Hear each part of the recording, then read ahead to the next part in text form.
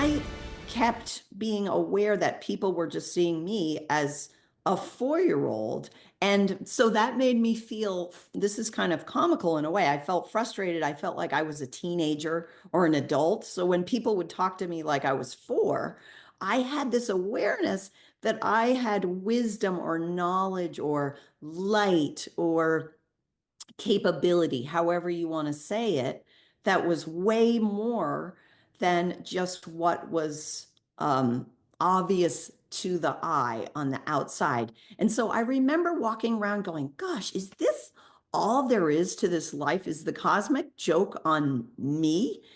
And don't people see who I am? I see who they are. And so I was asking sort of consciously and unconsciously this question that I was kind of putting out to the universe.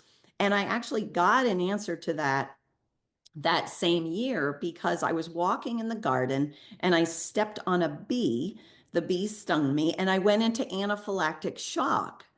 And which, if the listeners don't know what anaphylactic shock is, it's when your breathing shuts down very rapidly as a result of being stung by a bee or other kinds of allergic reactions.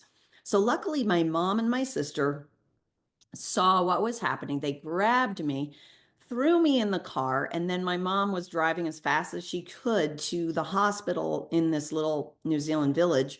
And my sister said I was turning blue as my breathing was starting to shut down. So when I got to the hospital, I had this out of body experience where I was up in the corner of the room looking down at my mom and my sister and the doctor and nurses and the table. And I was looking down at myself, but I was in a space of just pure awareness where I had this realization, actually, I'm okay. My body's not okay, but I'm okay.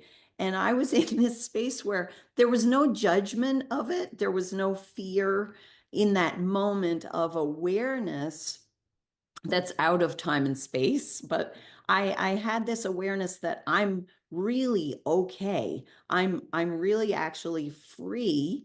And I have this body, and okay, yes, the body's not doing so well, but actually I can breathe. Like it was that kind of realization. And so I had this awareness of being pure awareness, which is hard to put into words.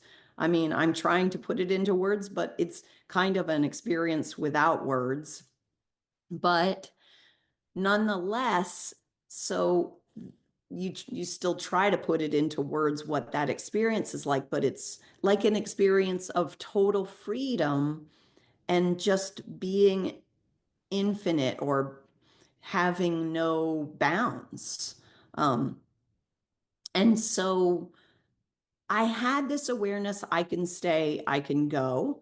I came back and, my mom and my sister and everyone was very glad that I came back. But in that moment, I realized, wow, okay, what I was experiencing before that near-death experience was true. I am an infinite being having a human experience, or a spirit being, spiritual being having a human experience.